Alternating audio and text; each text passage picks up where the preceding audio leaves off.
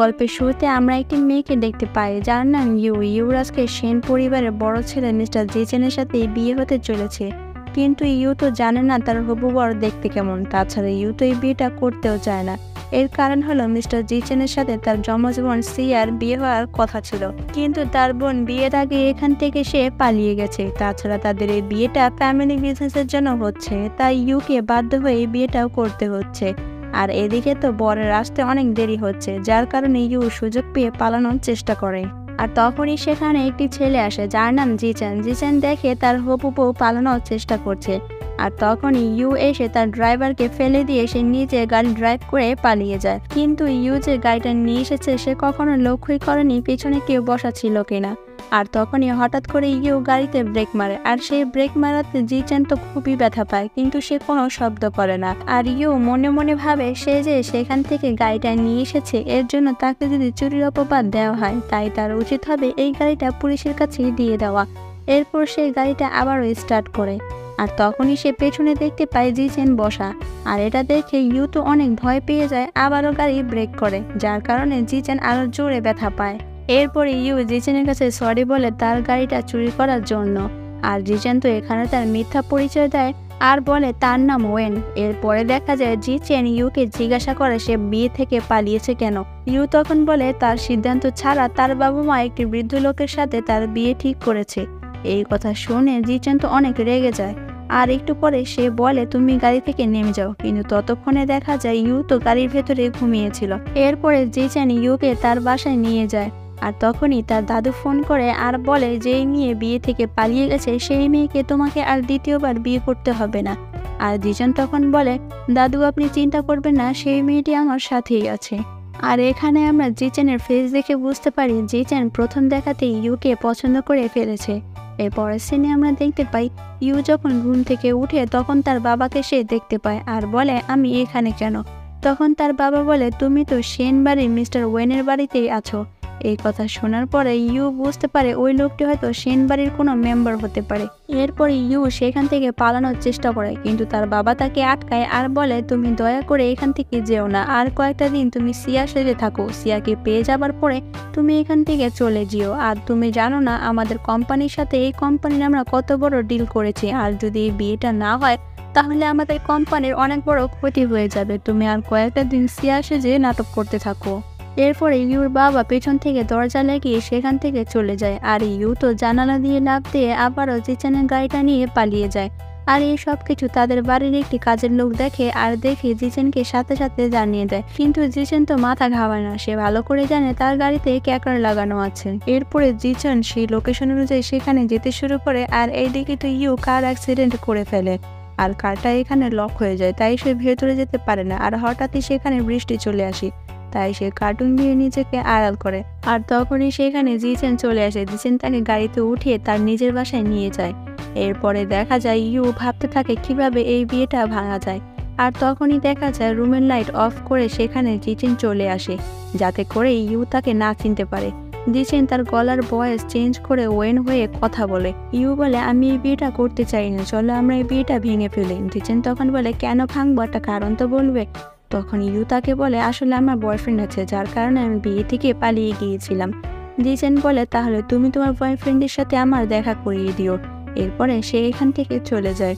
এরপরে তো ইউ অনেক চিন্তায় পড়ে যায়, কারণ তার তো কোনো বয়ফ্রেন্ডই নেই, সে কার সাথে দেখা করাবে। এরপরের সিনে আমরা দেখতে পাই জিচেন যখন শুনেছে ইউর বয়ফ্রেন্ড আছে তখন সে অনেক কষ্টে ড্রিঙ্ক করে ফেলেছে আর সে মাতাল হয়ে যায়। এরপরে জিচেনের ম্যানেজার ইউকে ফোন করে আর বলে তাকে এখান থেকে নিয়ে যাওয়ার জন্য।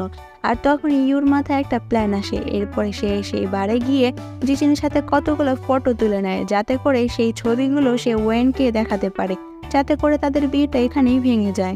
এরপরে সকালবেলা ইউ জিচেনকে ফোন করে আর বলে তোমার সাথে কালকে আমি কিছু ছবি তুলেছি, আর সেই ছবিগুলো আমি মিস্টার ওয়েনকে দেখাবো, যাতে করে এই বিয়েটা ভেঙে দেয়। আর তাছাড়া তুমি তো এই সেন পরিবারের একজন মেম্বার, তাই না? তোমার সাথে আমার এই ছবিগুলো দেখলে অবশ্যই মিস্টার ওয়েন আমার বিয়েটা ভেঙে দিবে, আর আমি এটাই চাই। তুমি কয়েকদিনের জন্য আমার বয়ফ্রেন্ড হয়ে যাও। এই কথা শুনে জিচেনও রাজি হয়ে যায়।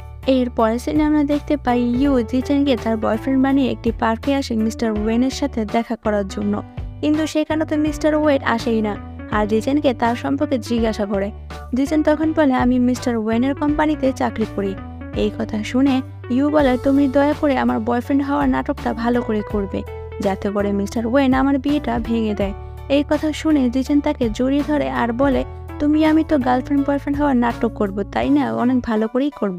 এই কথা শুনে ইউ অনেক নার্ভাস হয়ে যায় আর সে তাড়াতাড়ি করে ওয়াশরুমের বাহানা দিয়ে সেখান থেকে চলে আসে। আর ওয়াশরুম থেকে বের হওয়ার সময় ইউ একটি লোকের সাথে ধাক্কা খায় যার নাম লিয়াং।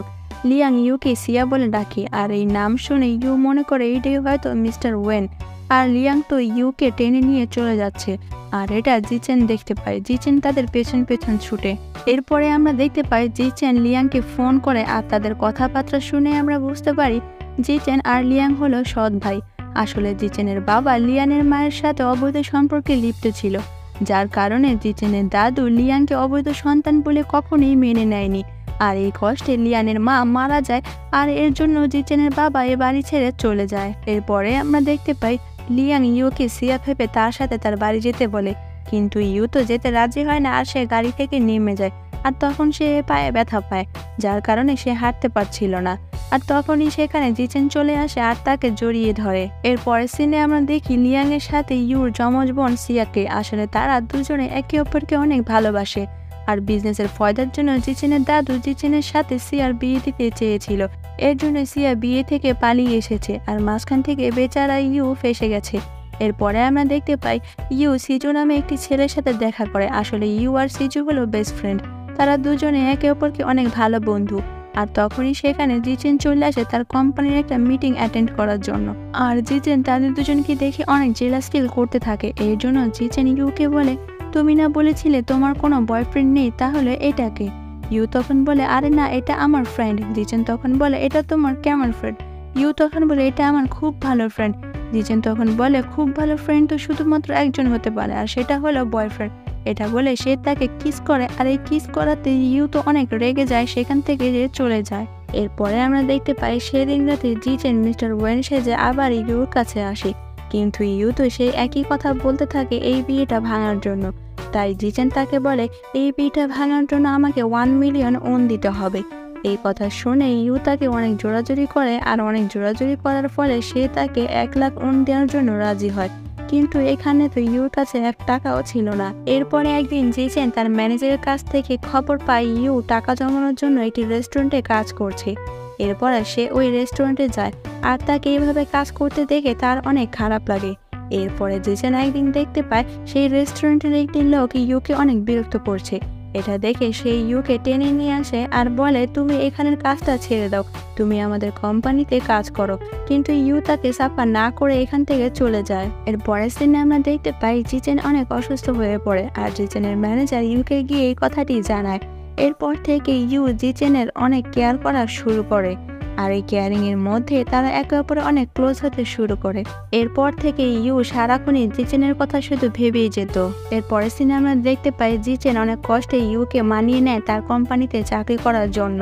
এরপর থেকে ইউ জিচেনের কোম্পানিতে চাকরি করা শুরু করে আর এরই মাঝে আমরা একটি নতুন মেয়েকে দেখতে পাই এই কোম্পানিতে জয়েন করেছে, যার নাম লিসা। লিসার সাথে ইউর খুব ভালো বন্ধুত্ব হয়ে ওঠে। এরপরের সিনে আমরা দেখতে পাই জিচেন প্ল্যান করতে থাকে তাদের কোম্পানিতে একটি অপশনাল পার্টি হবে আর সেই পার্টিতে সে কিভাবে ইউকে বিয়ের জন্য প্রপোজাল দিবে। এর পরের দিন আমরা দেখতে পাই সেই অপশনাল পার্টির দিন এসে পড়ে আর সেখানে ইউ এত সুন্দর করে সেজে আসে যে জিচেন তার দিকে মুগ্ধ দৃষ্টিতে তাকিয়ে থাকে আর ইউ তার দিকেই তাকিয়ে থাকে। এরপরে জিচেন ইউকে নিয়ে তার সাথে বসায় আর ইউ তো ভয় পাচ্ছিল যদি মিস্টার ওয়েন তাদেরকে দেখে ফেলে। এরপরে অপশনাল পার্টিতে একটি জমিকে নিলাম করে দেওয়া হয় যে যার মতো বড় বড় দাও দিচ্ছিল, কিন্তু এখানে জিচেন সবচেয়ে বড় দাও দেয় আর সে জিততেই যাবে।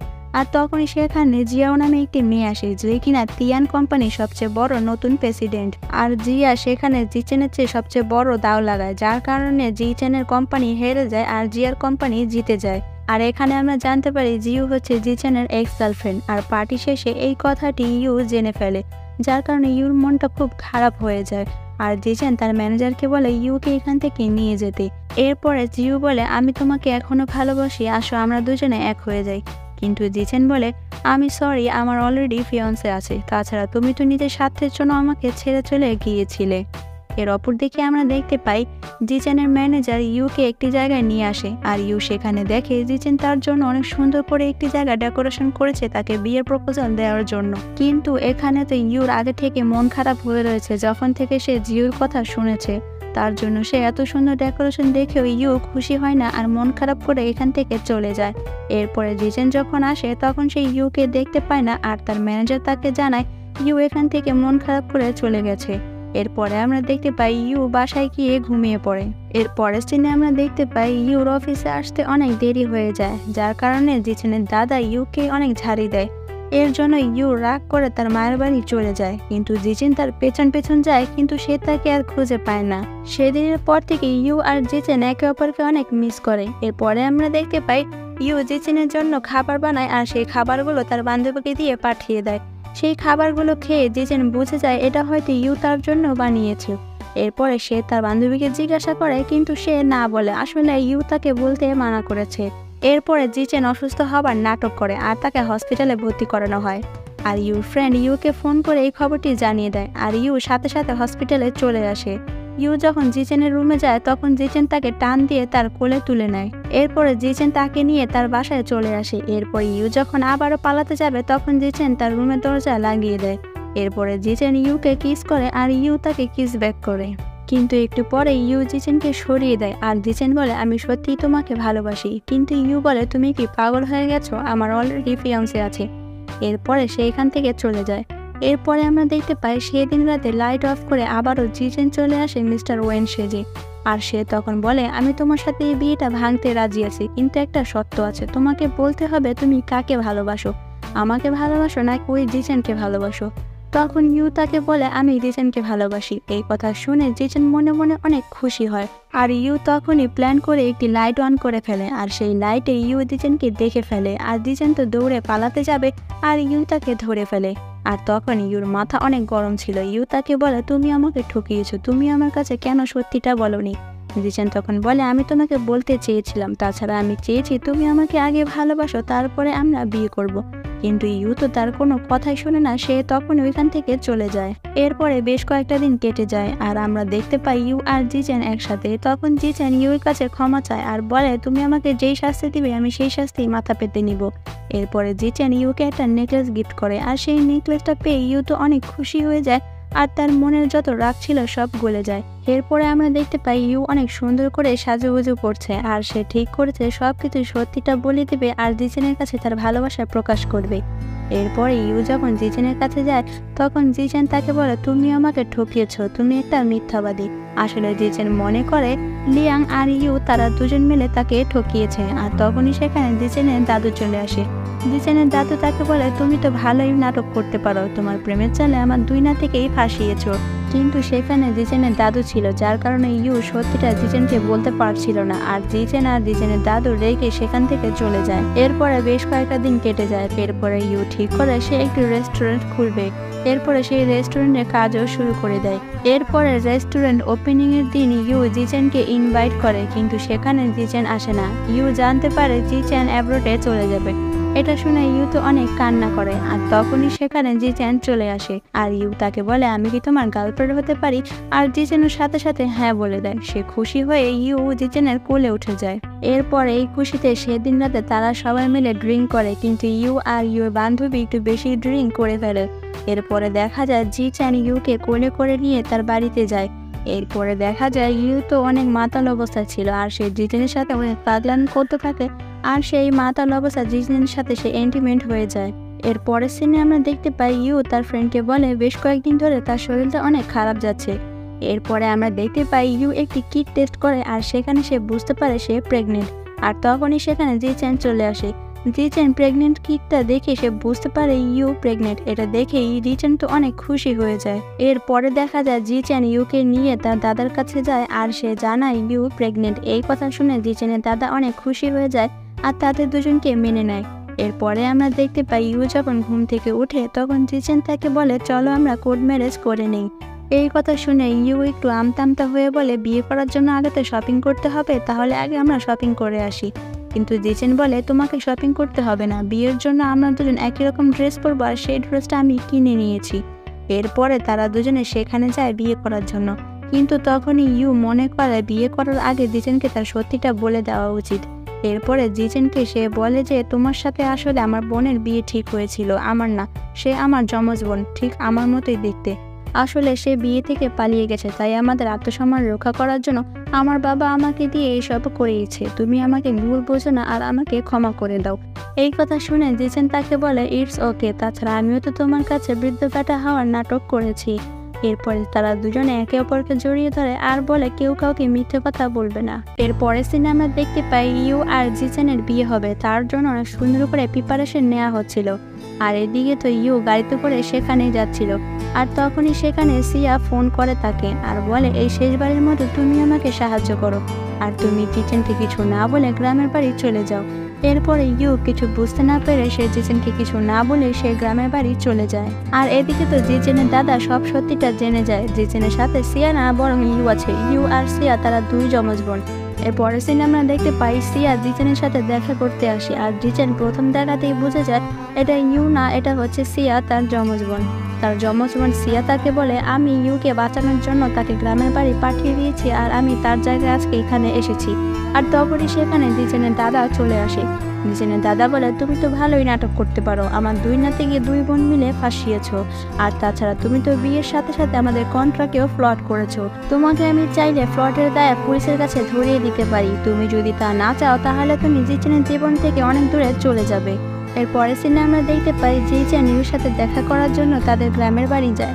ইউ তো জিজেনকে দেখে অনেক খুশি হয়ে যায়, কিন্তু ইউ তার বোনের কথা জিজ্ঞাসা করে, কিন্তু জিজেন তাকে জানায় না যে তার দাদা তাকে অনেক দূরে পাঠিয়ে দিয়েছে।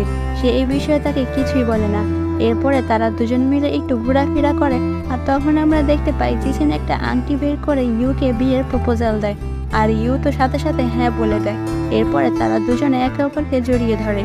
এরপরের সিনে আমরা দেখতে পাই জিজেনের কোম্পানি ধীরে ধীরে ডাউন খাচ্ছে, যার কারণে জিজেনের দাদা জিজেনের সাথে অনেক রাগারাগি করে, আর জিজেনও তার দাদার সাথে অনেক রাগারাগি করে, আর সে রাগে বাড়ি ছেড়ে চলে আসে।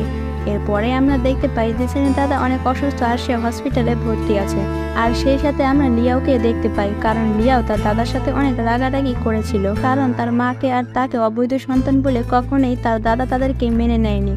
এর জন্য সে অনেক রাগারাগি করেছে, আর তার দাদা সেখানে হার্ট অ্যাটাক করেছে। এরপরে আমরা দেখতে পাই সেই হসপিটালে জিজেন আর ইউ চলে আসে তার দাদার অসুস্থতার খবর পেয়ে। এরপরে দেখা যায় সেখানে জিজেনের বাবাও চলে আসে তার বাবার অসুস্থতার খবর শুনে। এরপর থেকে ইউ তার দাদার অনেক দেখাশোনা করে আর অনেক কেয়ার করে। এরপরে সে ধীরে ধীরে অনেক সুস্থ হয়ে ওঠে। এরপরে জিজেনের বাবা তার বাবার কাছে ক্ষমা চায় আর সে তাকে ক্ষমা করে দেয়। সেই সাথে ইউ তার দাদার কাছে ক্ষমা চায় আর সেও তাকে ক্ষমা করে দেয় আর তাকে মেনে নেয়। এরপরে আমরা দেখতে পাই ইউর রেস্টুরেন্টে সবাই হ্যাপি ফ্যামিলির মতো খাবার খাচ্ছে আর সবাই আড্ডা দিচ্ছে। এরপরে সিনে আমরা দেখতে পাই জিজেন আর লিয়ান তারা দুই ভাই একসাথে বিয়ে করতে এসেছে, কিন্তু তারা এখানে এসে দেখে যে তাদের দুই বউকে খুঁজে পাওয়া যাচ্ছে না। এরপরে তারা বউ ছাড়া স্টেজে উঠে যায়, আর তখনই সেখানে তারা দুই বোন একই রকমের বউয়ের সাজে চলে আসে। আর কেউ তো তাদেরকে চিনতে পারছিল না কে সিয়া আর কে ইউ, কিন্তু বরেরা তাদের বউকে ঠিকই চিনে ফেলে। এরপরে যখন কিস করার সময় আসে তখন তারা দুই বোন বলে ওঠে তুমি কি শিওর আমি তোমার প্রিয়জন? এই কথা বলে তো তারা দুই ভাই অনেক কনফিউশন হয়ে যায়, আর তখনই তারা দুই বোন দুজনকে কিস করে। এরপরে তারা সবাই মিলে ফ্যামিলি ফটো তোলে, আর এই হ্যাপি এন্ডিং এর মধ্যে দিয়ে এই গল্পটি এখানেই শেষ হয়ে যায়।